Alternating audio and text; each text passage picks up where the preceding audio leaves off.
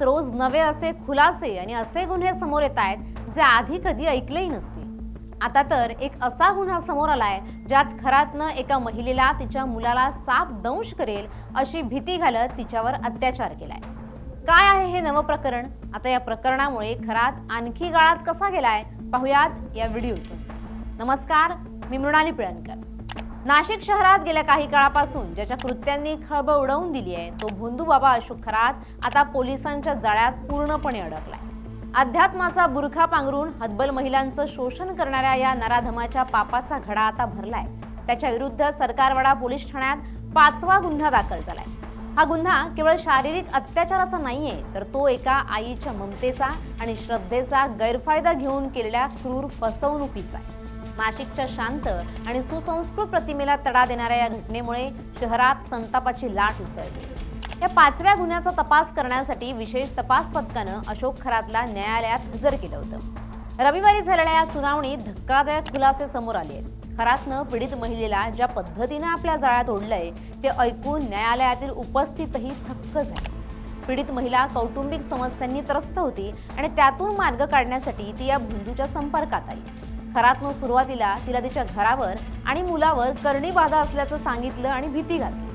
श्रद्धेपोटी आणि मुलाच्या काळजीपोटी ती महिला त्याच्या शब्दांवर विश्वास ठेवत गेली, ज्याचा गैरफायदा खरातनं अत्यंत निर्घृणपणे घेतला।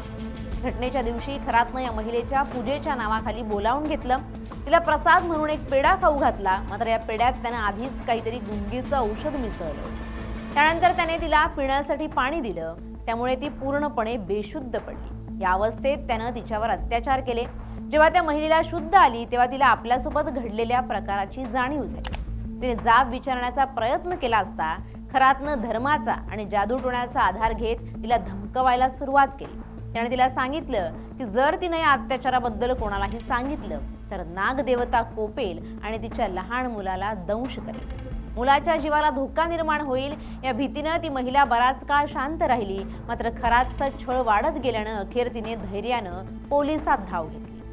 न्यायालयातील सुनावणी दरम्यान सरकारी वकिलांनी हा मुद्दा प्रकर्षानं मांडला की खरातनं केवळ महिलेवर अत्याचार केला नाही, तर एका आईच्या भावनांशी खेळून तिला मानसिक गुलाम बनवण्याचा प्रयत्न केला। नागदंश करण्याची भीती घालणं हे त्याच्या विकृत मानसिकतेचं लक्षण आहे। SITने या प्रकरणाच्या सखोल तपासासाठी आणि या गुन्ह्यात कोणाचं सहकार्य लाभलंय का हे शोधण्यासाठी खरातची जास्तीत जास्त पोलीस कोठडी मागितली होती। न्यायालयानं सर्व बाजू ऐकून घेतल्यानंतर अशोक खरातला 4 दिवसांची पोलीस कोठडी सुनावली। दुसरीकडे आरोपी अशोक खरातनं कायद्याच्या कचाट्यातून वाचण्यासाठी प्रकृतीचं कारण पुढे करण्यास सुरुवात केली। त्याच्या वकिलांनी न्यायालयात सांगितलंय की खरातच्या खांद्याची नुकतीच शस्त्रक्रिया झाली असून त्याला तीव्र वेदना होत आहेत, त्याचं डोकं सुद्धा दुखतंय। यावर न्यायाधीशांनी माणुसकीच्या नात्यानं पोलिसांना सूचना दिल्या की कोठडीत असताना त्याला आवश्यक ते सर्व औषधोपचार पुरवण्यात यावेत। मात्र तपास प्रक्रियेत कोणतीही ढिलाई दिली जाणार नाही हेही स्पष्ट करण्यात आलं। अशोक खरातवर आतापर्यंत 5 गुन्हे दाखल झाले आहेत। प्रत्येक गुन्हा त्याला आणखी गाळात घालतोय। पहिल्या 4 गुन्ह्यांमध्येही त्याने अशाच प्रकारे महिलांना आपल्या जाळ्यात ओढलं होतं। कोणाला पैशाचं आमिष तर कोणाला आजार बरं करण्याचं आश्वासन देऊन त्याने त्यांचं लैंगिक आणि आर्थिक शोषण केलं होतं। नाशिक पोलिसांनी स्थापन केलेली SIT आता या सर्व 5ही गुन्ह्यांची साखळी जोडण्याचं काम करते। खरातच्या आश्रमात किंवा तो जिथे या महिलांना बोलवत असे तिथे आणखी काही आक्षेपार्ह साहित्य मिळतंय का याचाही शोध घेतला जातोय। या प्रकरणानं नाशिकमधील अंधश्रद्धा निर्मूलन कार्यकर्त्यांनाही सक्रिय केलंय।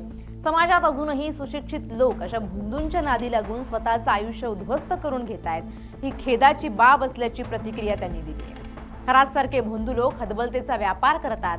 ते आधी भीती निर्माण करतात आणि मग त्या भीतीतून मुक्ती देण्याचं नाटक करून शोषण करतात। या प्रकरणात पीडितेनं दाखवलेलं धाडस हे कौतुकास्पद असून त्यामुळे इतरही पीडित महिला पुढे येण्याची शक्यता आहे। सरकारवाडा पोलिसांनी या प्रकरणाचा तपास अत्यंत गांभीर्याने सुरू ठेवलाय। शहरातील इतर भागातही अशा प्रकारचे भोंदू जर कार्यरत आहेत का याची गुप्त माहिती काढली जाते। नाशिकचे पोलीस आयुक्त स्वतः या प्रकरणावर लक्ष ठेवून आहेत। खरातला कोठडी मिळाल्यानंतर आता त्याच्याकडून आणखी किती गुपितं बाहेर येतात याकडे संपूर्ण महाराष्ट्राचं लक्ष लागलंय। या प्रकरणातील आरोपीला कठोर शिक्षा व्हावी, जेणेकरून भविष्यात कोणाचीही अशा प्रकारे महिलांच्या शोषणाची हिंमत होणार नाही, अशी भावना सामान्य जनतेतून व्यक्त होते।